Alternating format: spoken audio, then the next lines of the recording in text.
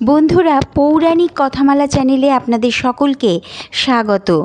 আপনাদের কাছে অনুরোধ রইল, পুরো ভিডিওটি দেখার পর একটি লাইক করে কমেন্ট বক্সে জয় শ্রীকৃষ্ণ লিখে দেবেন এবং সাবস্ক্রাইব বাটন প্রেস করে সাবস্ক্রাইব করে দিতে ভুলবেন না। বন্ধুরা, হিন্দু ধর্ম অনুসারে এই জন্মে আমরা যা কাজ করি তার উপর নির্ভর করে যে পরের জন্মে আমরা কোন রূপে জন্ম নেব। জন্ম, মৃত্যু, পরজন্ম ও মৃত্যুর পরের অবস্থা নিয়ে বিস্তারিত আলোচনা করা আছে গরুড় পুরাণে। নিজের বাহন গরুড় পাখির কাছে এই বিষয়ে সব প্রশ্নের উত্তর দিয়েছেন স্বয়ং শ্রী বিষ্ণু। গরুড় পুরাণ বলছে যে একজন মানুষ পরের জন্মে কোন রূপে আবার জন্মাবেন তা তার মৃত্যুর আগেই নির্ধারিত হয়ে যায়। জানুন পুনর্জন্ম নিয়ে গরুড় পুরাণের নীতি। গীতার বাণী। হিন্দুদের অন্যতম পবিত্র ধর্মগ্রন্থ গীতায় জন্ম ও মৃত্যু নিয়ে সুন্দর ব্যাখ্যা দিয়েছেন শ্রীকৃষ্ণ। তিনি বলেছেন যে জন্ম ও মৃত্যু হল আমাদের জীবনের একটি চক্রাকার আবর্ত, যার মধ্যে দিয়ে সবাইকেই যেতে হয়। সেই কারণে এই পৃথিবীতে যার জন্ম হয়েছে তার মৃত্যু হবেই। এই সত্য কখনোই বদলাবে না। গীতায় শ্রীকৃষ্ণ আরও বলেছেন যে মৃত্যুর পর এই দেহ নাশ হয়ে যায়, কিন্তু আত্মার কখনো বিনাশ নেই। আত্মা অবিনশ্বর। ঠিক যেমন করে আমরা পুরনো কাপড় ছেড়ে নতুন কাপড় পরি, ঠিক সেভাবেই আত্মা পুরনো দেহ ত্যাগ করে নতুন দেহে প্রবেশ করে। গরুড় পুরাণের ব্যাখ্যা।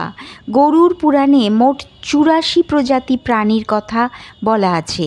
এর মধ্যে শ্রেষ্ঠ গরুড় পুরাণ, এবং সেখানে বলা আছে আমাদের পরজন্ম আমাদের কর্মের উপরেই নির্ভর করে। এই জন্মে যেমন কাজ করব পরের জন্মে তেমনই জীবন পাব।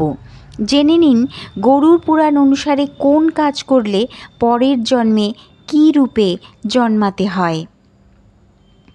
ধর্মের অবমাননা করলে।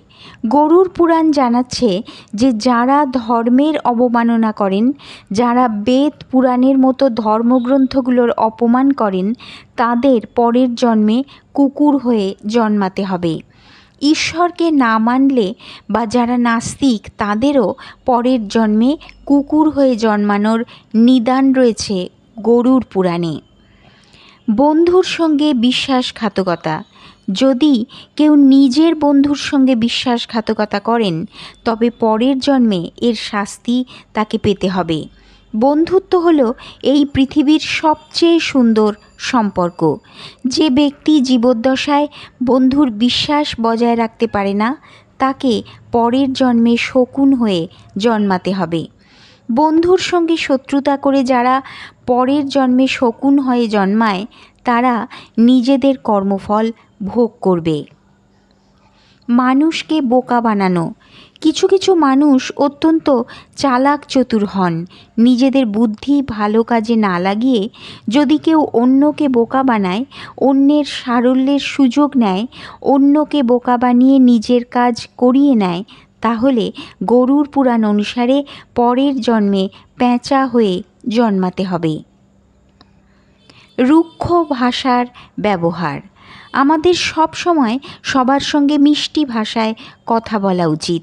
বলা হয়ে থাকে আমাদের মুখে স্বয়ং মা সরস্বতী বাস করেন, তাই সব সময় মুখের ভাষার মাধুর্য ধরে রাখা প্রয়োজন। যে ব্যক্তি অন্যের সঙ্গে খারাপ ভাষায় কথা বলেন, তাকে পরের জন্মে ছাগল হয়ে জন্মাতে হয়।